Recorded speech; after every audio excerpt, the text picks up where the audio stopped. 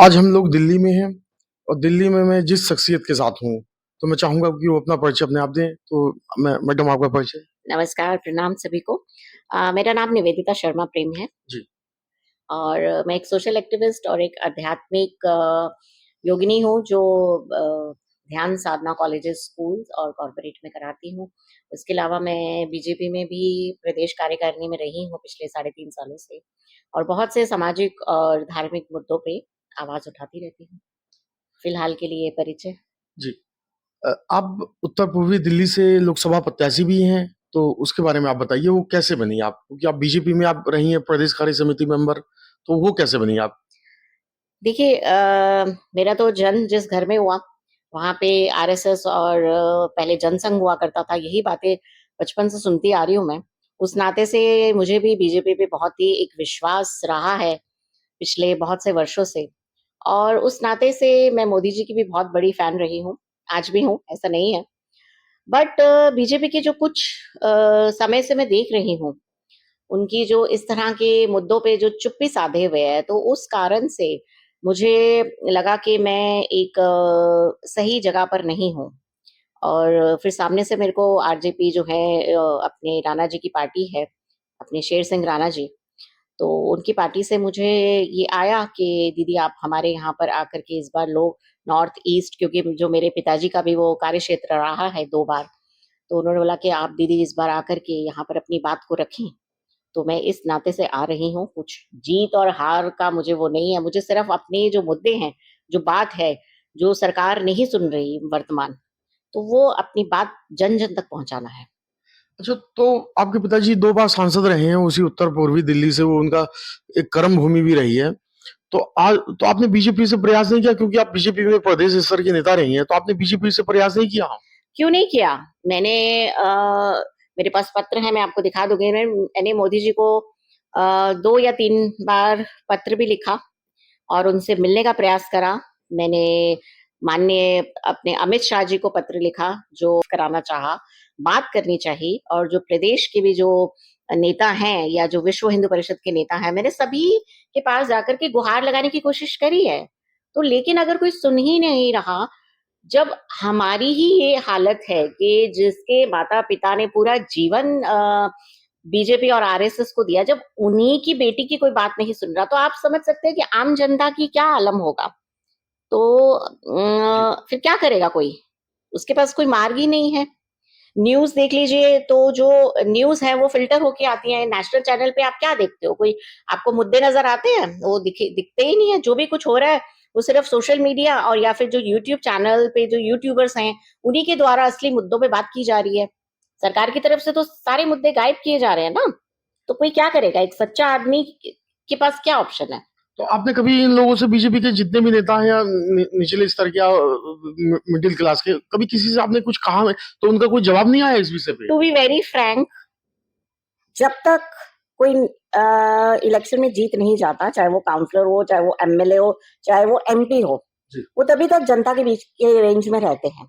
उसके बाद से उनको उनकी उन तक पहुँचना एक बहुत बड़ा प्रोजेक्ट है। उनसे आप बात तो तब रखोगे ना जब वो आपकी बात सुनने के लिए अवेलेबल होंगे। जब आप उन तक पहुँच ही नहीं सकते, तो आप अपनी बात क्या कबूतर को भेज के तो नहीं कराओगे ना कि जी जी। कबूतर जा रहा है चिट्ठी लेके। जी। आप तो फ़ोन से ही बात करोगे, जी। जा कर के बात करोगे। मैंने सबसे प्रयास करा, सबको अपनी समस्या बताने की कोशिश करी और ये समस्या कोई मेरी पर्सनल समस्या नहीं है। ये एक गंभीर मुद्दे हैं जिन पे मैं बात कर रही हूँ। लेकिन अगर उनको गंभीर मुद्दों पे बात ही नहीं करनी, सुनना ही नहीं, तो फिर क्या करे आदमी? कहने का मतलब आपका ये है कि बीजेपी का भी धीरे-धीरे कांग्रेसीकरण होता जा रहा है?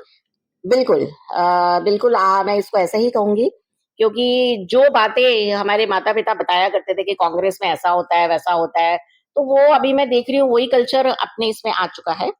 और बीजेपी अपने कार्यकर्ताओं को बहुत से ऐसे मेरे साथ हैं लोग मैं नाम नहीं लेना चाहूँगी, तो जो नाराज़ हैं इन बातों से।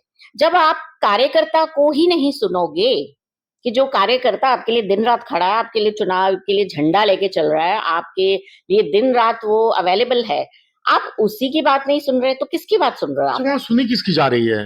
पता नहीं, मेरे को तो नहीं पता। मैं तो जो अब वो तो मेरे पास तो कोई वो लगा नहीं रखा ना बैरोमीटर के, मुझे पता चला किसकी सुनी जा रही है। मैं भी जो सोशल मीडिया और जो और अन्य सूत्रों से जो पता चलता है कि बहुत इस वक़्त सिर्फ़ व्यापारियों की, बड़े लोगों की, इंडस्ट्रीज़ लोगों की, उन्हीं की सुनी जा रही है। आम जनता तो आम से भी आम हो गई है। अच्छा, मैं जैसे देखता हूँ कि जैसे कोई बीजेपी से अलग कोई नेता होता है, जैसे अब अशोक चौहान हैं जो महाराष्ट्र से आए थे, वो वहाँ के पूर्व मुख्यमंत्री भी रहे हैं। वो जैसे ही बीजेपी में आए दूसरे दिन उनको राज्यसभा भेज दिया गया। ब्रजेश पाठक जी, वो कांग्रेस और बसपा से होते हुए जैसे ही बीजेपी में आए, उनको तुरंत ही जो है आगे बढ़ा दिया गया, उनको यूपी का उप मुख्यमंत्री बना दिया गया। ऐसे कई उदाहरण है इस बीजेपी में कि बाहर के हुए आए हुए तुरंत लोगों की तरक्की तो खूब हो रही है। ऐसा है जी। जो इलेक्ट्रॉल बॉन्ड का एक मुद्दा है जो कि छुपाया जा रहा है बहुत टाइम से, वो इस विश्व का सबसे बड़ा घोटाला है जो हमारी सरकार द्वारा हुआ है कि जो इन्होंने इलेक्ट्रॉल बॉन्ड निकाले हैं कि जब भी आप कोई भी बिजनेसमैन या कोई भी कॉरपोरेट या कोई भी संस्था अगर इनको चंदा देती है तो उस पर उस बॉन्ड पे उसका पूरी डिटेल आ जाती है। जी, तो उसके बाद आप सेफ जोन में हो, जी। ठीक है ना? आपके ऊपर ना तो ईडी का अटैक होगा, ना आपके ऊपर इनकम टैक्स का अटैक होगा। तो आप उनकी छत्र छाया में आ गए। तो वो तो उन कामों में बिज़ी है ना, तो हमारी क्यों सुनेंगे? हमारे यहाँ तो मेरी तो 12 14 महीने से पेंशन नहीं आ रही, मेरा घर कैसे चल रहा है मुझे पता है। तो मेरे यहाँ क्या मेरे से जान-पहचान करके उनको मिलेगा क्या? ना इनकम टैक्स का छापा, ना ईडी का छापा, ना ही मेरे को इसका डर। तो हमारे जैसों को क्यों सुनेगा? हमारे पास है ही नहीं पैसा, लूट कोई करेगा क्या हमारा? अच्छा, वी आर बीजेपी तो जस्ट लाइक कीड़े-मकोड़े यू नो। जी। अच्छा, बीजेपी को जो है संघ चलाता है और और आपके पिताजी संघ के बहुत ये जो है उन्होंने अपना पूरा जीवन संघ को दे दिया। तो क्या संघ के नेताओं से आपने बात नहीं किया इस विषय में? बिल्कुल किया, बिल्कुल, सबसे पहले वहीं गई थी। क्या वहाँ से क्या जवाब मिला? कुछ भी नहीं, बिल्कुल बहुत ही कैजुअल अप्रोच। मैंने इस विषय पर बात करनी चाही थी कि जैसे जब राम मंदिर की आधारशिला रखी गई, उस टाइम में मेरी माताजी मौजूद मौजूद थी, वहाँ पे बाकायदा बहुत भूमि पूजन हुआ। लेकिन मेरी माताजी खुद महिलाओं का जत्था लेकर के इसमें राम मंदिर में एक्टिव रहीं, ठीक है? माताजी को ज़िंदा होते हुए भी नहीं बुलाया गया और ऐसे-ऐसे सडनली लोग आ गए जिनका दूर-दूर तक राम आंदोलन से कोई लेना-देना नहीं हाँ, था, बहुत ठीक है? जी। तभी मैं तुरंत ये बात रखने गई थी विश्व हिंदू परिषद के बड़े नेताओं के पास। मैंने उनको बोला कि आप भूल गए हैं प्रेम जी का और उनकी पत्नी का बहुत बड़ा योगदान है, ठीक है? तो कृपा करके आपको थोड़ा-सा उनके जैसे और भी लोग होंगे, ये नहीं मैं कह रही कि मेरे माता-पिता, और भी ऐसे बहुत लोग होंगे बहुत लोग हैं। जिनका बलिदान है, जो नाम के लिए उन्होंने कुछ नहीं करा। पर सडनली वो लोग तो गायब हैं, वो लोग दिख रहे हैं जिन्होंने कभी मेरे को लगता है राम को गालियाँ ही बैठ के निकाली होंगी। वो लोग एकदम से निकल के आ गए, जैसे सारा आंदोलन उन्होंने करा, लाठी गोली उन्होंने खाई, सारे कोर्ट कचहरियाँ उन्होंने भुगती। तो मैंने विश्व हिंदू परिषद और आरएसएस के बड़े जो लोग हैं उन सब से बात करने का प्रयास करा, लेकिन मुझे कहीं से कोई सैटिस्फैक्टरी उत्तर नहीं मिला। तो फिर मैं क्या करूँगी? मेरे पास कोई ऑप्शन ही नहीं है। क्या करूँ मैं? या तो ऊपर पहुँच जाऊँ, खत्म करूँ इस खेल को, जीवन को, या फिर अपनी बात रखूँ, लेकिन मैं क्यों ऊपर जाऊँ? मैं अपनी बात रखूँगी क्योंकि मैं सच के मार्ग पे हूँ। अच्छा, अपनी बात रखने के लिए आपने लोकसभा चुनाव में उतरने का फैसला लिया है, जी, उत्तर-पूर्वी दिल्ली से। जी। तो वहाँ के लिए आपने कुछ सोचा है कि मुझे कैसे करना है वहाँ? देखिए मैं क्योंकि मैंने आपको बताया मैं एक जो आध्यात्मिक महिला हूँ और मैं ध्यान साधना कराती भी हूँ और खुद भी करती हूँ। तो एक जो साधक होता है, उसका काम होता है जगाना। तो मैं लोगों को घर-घर जाकर के और सरकार जो ये गलत कर रही है आम जनता के साथ, वो मैं जन-जन तक अपनी बात को पहुँचाऊँगी। और उसमें महिला सुरक्षा, महिलाओं की स्किल्स पर उनके डेवलपमेंट में महिलाओं की एक फोर्स बनाने के लिए मेरा अहम मुद्दा रहेगा, जी। जो मैं जनता तक पहुँचा कर के रहूँगी। अच्छा, आपके सामने बीजेपी के प्रत्याशी हैं मनोज तिवारी, तो उनके बारे में आप कुछ कहना चाहोगी? देखिए, मैं पहली बात तो मैं आपको बता दूँ, मेरा एक स्वभाव है, मैं किसी की पर्सनल अटैक करना मुझे पसंद नहीं है कि मैं किसी को पर्सनल अटैक करूँ। क्योंकि मनोज भाई मेरे एक आदरणीय मेरे भाई हैं, उन्होंने मुझे हमेशा रिस्पेक्ट करा है, मैं कभी उनके घर भी गई हूँ, तो मुझे बहुत प्यार से उन्होंने वो करा है, बट हाँ, उतने लेवल तक ही। मैंने उनको उनको भी प्रयास करा था अपनी बातें बताने का, अपनी समस्याएँ, बट वो नहीं सुनते, क्योंकि उनके पास समय नहीं है। तो मनोज भाई से जो मेरे एक बहन और भाई का रिश्ता है वो अलग है, और जो ये मेरे मुद्दे हैं वो अलग नहीं, है ना? अब और तक हाँ, उनके सामने आप जा रही हो तो तो कोई कहीं बात न नहीं। जी, हमारा जो महाभारत का युद्ध हुआ है वो जी, परिवार के साथ ही तो हुआ था ना, और जी। किसके साथ हुआ था? परिवार में अगर कोई बच्चा नालायक है या कोई गलत कर रहा है तो उसको क्या करेगी बड़ी बहन? कान खींच करके बताएगी ना कि नहीं, जागो। जैसे नेहा सिंह राठौर कहती हैं कि अगर भोजपुरी में गंदे गानों का श्रेय अगर किसी को जाता है, जो गंदे अश्लील गाने गाने किसी ने भोजपुरी गानों में ले आए, नहीं तो भोजपुरी संस्कृति बहुत महान थी, तो वो उसका श्रेय जो है मनोज तिवारी पे जाता है। तो क्या आप इस बात से सहमत हैं? देखिए, अब मैं आप ये बताएं, मैं इस पे कोई कमेंट क्या बोलूं? आप अगर कह रहे हैं तो बात सही होगी, क्योंकि मुझे तो भोजपुरी समझ आती नहीं है। आप पंजाबी का पूछोगे तो बता सकती हूँ, पंजाबी गाने।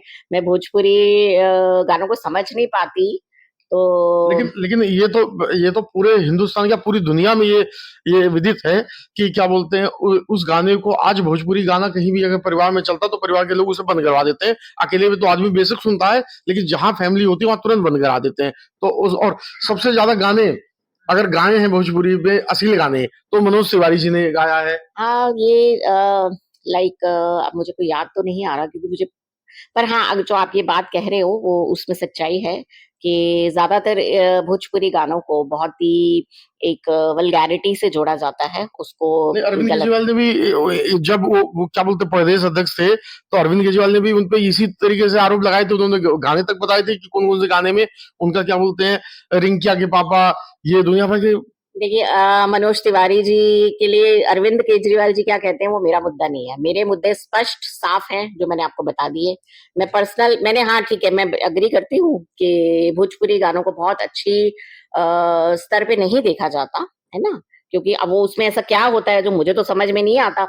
बट जरूर कुछ ना कुछ होगा, क्योंकि लोग आपत्ति उठाते हैं उस पर, और तो अवश्य उसमें कुछ ऐसी बात तो होगी। और अगर वो उसको वो प्रमोट करते हैं तो उनको ऐसा नहीं करना चाहिए। उनको अपनी अच्छी, क्योंकि राजनीति में है तो और वो अपनी 3 बच्चियों के पिता भी हैं, तो उस नाते से उनको डिसेंट और तरीके वाले गाने बनाने चाहिए, जो हमारे कल्चर को आगे ले जाए, हमारी संस्कृति को आगे ले अच्छा, जाए। आप उत्तरी पूर्वी दिल्ली के मतदाताओं से कोई अपील करना चाहते हैं, क्योंकि वो एक घर जैसा है आपका, क्योंकि आपके पिताजी 2 बार वहां से सांसद भी रहे हैं, तो वो घर के ही लोग हैं आपके, तो उन घर के लोगों से कोई आप अपील करना चाहती हैं?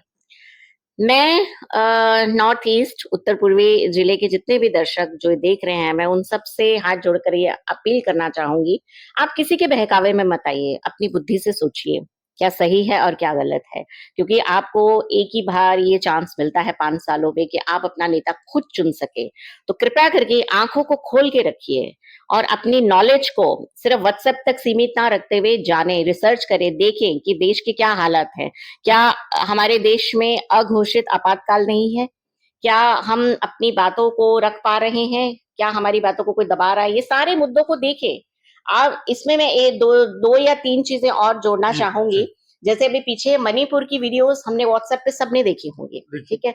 और वो हिंसा मणिपुर में जो हुई थी, वो महिलाओं की के ऊपर बहुत गंभीर तरीके से अटैक किया गया, उनको निवस्त्र करके दौड़ा रहे हैं, पूरी सड़कों पे एक मॉब दौड़ा रहा है। कोई भी महिला उस वीडियो को नहीं देख सकती, वो बंद ही कर देगी। और वो वीडियोस तब रिलीज हुई जब हिंसा अपनी चरम सीमा पे थी। क्या सरकार की किसी व्यक्ति ने, किसी महिला मंत्री ने, किसी महिला नेता ने इस पे बात करी? नहीं करी। सोनम वांगचुक इतने दिनों से भूख हड़ताल पे हैं, और वो अपने मुद्दे बता रहे हैं कि क्या हालात हैं वहां पर तिब्बत में। क्या उस पर कोई सरकार का बयान है? नहीं है। अपना यहाँ पर जो हमारा दिल्ली में जंतर मंतर पे बच्चियां जो कि कितनी मेहनत करके एथलीट बनती हैं, पहलवान बनती है, उनके साथ कितना बुरा व्यवहार हुआ, ठीक है? उनको मंत्री द्वारा, अधिकारियों द्वारा प्रताड़ित, अब्यूज करा गया, वो ओपनली आके बात करी है। क्या उस पे सरकार ने कोई स्टैंड लिया? बल्कि उनकी खिल्ली उड़ाई गई, है ना? तो क्या आप चाहोगे कि इस तरह की सरकार आप चाहोगे? आप बताओ, आप अपनी बच्चियों के लिए, आप महिलाओं के लिए इस तरह की सरकार चाहेंगे कि जो महिलाओं को ही जो है सेकंड सिटीजन, क्या समझते ही नहीं, उनके लिए महिलाएं एग्जिस्ट ही नहीं करती। तो कृपया करके सोचें, समझें और फिर मतदान करें। धन्यवाद आपका। हम हमारे चैनल पे अपनी बात रखने के लिए, और हम आपको शुभकामनाएं देते हैं। आप लोकसभा प्रत्याशी हैं उत्तर पूर्वी दिल्ली से। आपका ये जो सफर है ये कामयाब हो, इसके लिए आपको बधाई हो। Thank you. प्रणाम।